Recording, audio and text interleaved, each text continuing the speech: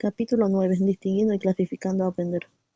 Aprender es una de las conductas conscientes e inconscientes más viejas del mundo. Aprender es innato, aprender es intrínseco al proceso de la vida misma, un proceso consustancial a la supervivencia, como lo es comer, beber o reproducirse, y aun estos últimos requieren un proceso de aprendizaje, particularmente en primates y humanos. Aprender es una esencia ser capaz de sobrevivir, y sobrevivir es la ley suprema de todo organismo. Aprender es un proceso cuya maquinaria molecular genética ya existe en los seres unicelulares y desde proceso molecular enormemente elaborado en los seres con sistema nervioso, comenzando con los invertebrados. Un caracol, por ejemplo, ya tiene una poderosa maquinaria neuronal con la que aprende a distinguir lo bueno, hacer conocer estímulos recompensantes, como puede ser el alimento de lo malo, alejarse de aquellas fuentes que producen daño en su entorno. Un ser vivo que no aprende o aprende mal es un ser vivo que parece pronto aún estando desmorado con genes el proceso evolutivo, primero con la aparición de los ganglios neuronales y después con los cerebros más complejos e elaborados códigos que viven impresos en el genoma de cada especie y que empujan al aprendizaje. Cuando se nace, aprender es el primer mecanismo cerebral que se pone en marcha para adaptarse al medio ambiente. Una gacela inmediatamente tras nacer ya pone en marcha los mecanismos innatos genéticos que en interacción con ese medio ambiente que le rodea permiten aprender y pronto confía en menos de 15 minutos correr alrededor de su madre. Es más, la gacela aprende de esos pocos minutos no correr alocadamente por la pradera, expuesta a los depredadores, sino a hacerlo muy estrechamente alrededor de su madre. Aprende pronto que la madre representa protección y defensa, aprendizaje que amplía y desarrolla con rapidez, extendiéndolo a otras conductas dirigidas. Siempre primero mantenerse vivo y después preservar viva su especie.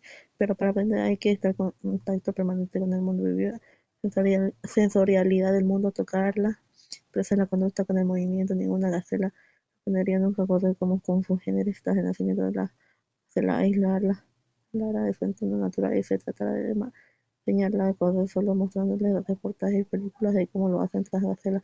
El contacto directo con el mundo físico a través de la conducta es un acto motor necesario, absolutamente imprescindible para que los códigos genéticos se pongan en marcha y lleguen a un aprendizaje a la gacela. Y eso incluye, como ya se ha señalado, toda otra serie de ingredientes necesarios para aprender, que van desde el componente sensorial y emocional, el componente motor. En su esencia, el proceso de aprendizaje básico del ser humano no es muy diferente al de la gacela, y esta es una enseñanza que proviene no solo de biología molecular y el conocimiento de cómo funciona el cerebro, sino del conocimiento del propio proceso que produce la gacela y el niño, o para el caso cualquier mamífero, comienza aprendiendo a través del juego. El juego del niño produce utilizando esos mecanismos de curiosidad que están conjuntados, ya lo hemos dicho en el capítulo anterior, con la emoción de recompensa y el placer. El juego es el mecanismo inventado por la naturaleza y a través del cual el niño aprende y adquiere habilidades y capacidades de un modo eficiente que le hace más alto en el mundo. Es el proceso por el que en las primeras edades se realizan casi todos los aprendizajes positivos posibles.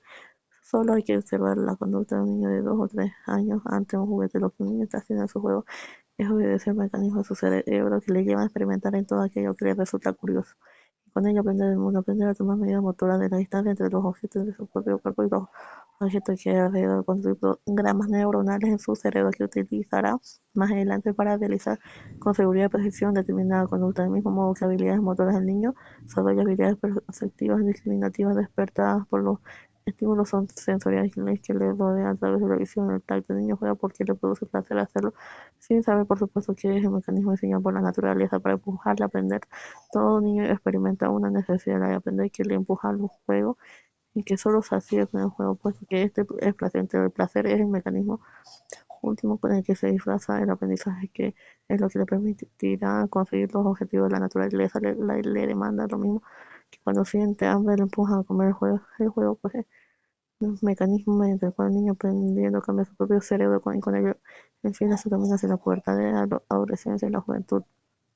Aprender es una ciencia del proceso, es virtud del cual asocian cosas, sucesos del mundo, distinguen cosas, perros de gatos y de sillas. Se clasifican cosas, animales y objetos, gracias a lo cual adquirimos nuevos conocimientos. Valga como ejemplo más interesante y significativo del siguiente experimento realizado por sí mismo. Si a un mono se le muestra una jeringa y luego se le exprime la boca y con ella se le da a beber un líquido azucarado, el animal pronto asocia la forma de la jeringa con algo bueno placentero. El mono, cada vez que se repite esta operación, se abalanza con la mano coge la jeringa, se le acerca a la boca así tras aprendizaje. Este mismo mono se le muestra de modo alternativo dos jeringas, esta vez de colores distintos, de blanca y gris y la otra de color azul, conteniendo en la primera el líquido azucarado y la segunda la solución salina, que es un líquido aversivo para el animal. Al principio responde ante la visión de ambas jeringas como si las dos contuviesen el líquido azucarado. Tras probar el contenido de las dos jeringas varias veces, al cabo de algún tiempo el mono se abalanza sobre la primera jeringa, pero no sobre la segunda, que rechaza. El mono ha aprendido claramente a distinguir entre el color de las dos jeringas y las han clasificado basándose en su significado bueno o malo, sus colores, pero también es aprendizaje desaprender una respuesta previamente aprendida. Por ejemplo, si a un mono en el laboratorio se le muestra un cacahuete cuya forma no ha visto nunca antes, se le da de comer rápidamente. Aprende a reconocer su forma, a asociarlo como algo bueno o comida, y cada vez que se le muestra, se abalanza sobre él, lo coge en las manos y se lo lleva a la boca. Pero si ese mismo no se le muestra el mismo cacahuete y no se le deja cogerlo, eso es frustrante operación. Se repite durante varias veces. El mono pronto aprende que el cacahuate ya no representa comida y deja de interesarse por él. El mono ya no asocia el cacahuate con refuerzo. Aprende con sus mecanismos de esencia de todo libre. Y por ello el aprendizaje de una otra forma perspectiva se encuentra esparcido a lo largo y ancho de cada capítulo. En el tercer capítulo, por ejemplo, vimos que el niño aprende temprano desde el mismo nacimiento, sino antes de muchas maneras aprender de modo computacional, inconsciente, nada más nacer, aprender mimetizando lo que hacen los padres y los maestros. Los niños también, lo hemos comentado, aprenden a compartir y ver en los demás otros que son como niños, pero diferentes, con lo que se comunica primero a través de la emoción y la empatía, luego con la palabra. Y aprende al mismo tiempo que en su último distinguir, la clasificar y adquirir conocimiento que le lleva a saber que es un niño y no un gato, y que un gato no es un pájaro, y que entre los gatos los hay grandes, enormes y con manchas. Se llaman tigres y otros pequeños de colores, formas y conductas diferentes. Y con ese proceso de clasificar, subclasificar, con el que se expande su conocimiento consciente del mundo. Por el niño también aprende a mover los brazos de modo coordinado, aprende a mantener la postura recta, se aprende preciso en los movimientos que nos llevan a coger las cosas en nuestro entorno con seguridad. Se aprende a hablar y manejar el idioma materno con soltura, incluso otros idiomas al mismo tiempo, y se aprende a montar en bicicleta o a caballo y a conducir un coche. El ser humano en particular es una máquina de aprender constante, del nacimiento hasta la muerte, y es a través de todos estos aprendizajes que el ser humano cambia constantemente en su conducta y su pensamiento como consecuencia de cambiar su propio cerebro. Ya hemos visto que hay muchos tipos de aprendizaje. Uno del que somos conscientes mientras aprendemos a asociar ideas, sacar un hilo de razonamiento con ellas, deducir, comparar, hacer matemáticas. Es un proceso que refiere a la asociación de dichos sucesos con el tiempo y que podemos evocar, contar tras memorizarlo. Es el aprendizaje explícito. Su sustrato neural está radicado en muchas áreas de la corteza cerebral, corteza prefrontal y temporal, y también el sistema límbico, hipocampo.